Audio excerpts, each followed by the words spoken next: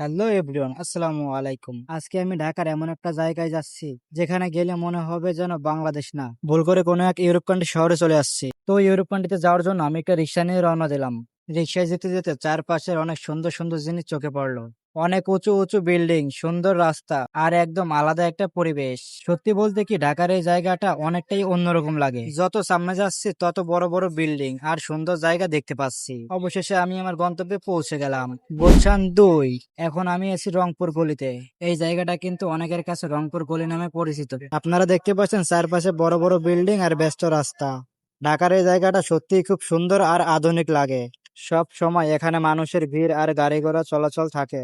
বিশেষ করে রাতে এই জায়গাটা আরো বেশি সুন্দর লাগে। চারপাশে লাইটিং আর বড় বড় বিল্ডিং সত্যি রাতের বেলা আলাদা একটা ফিল দেয়। আপনারা যদি কখনো সুযোগ পান, অবশ্যই একবার গুলশান 2 ঘুরে দেখতে পারেন। তো বন্ধুরা, আজকের ভিডিওটি এখানেই শেষ করছি।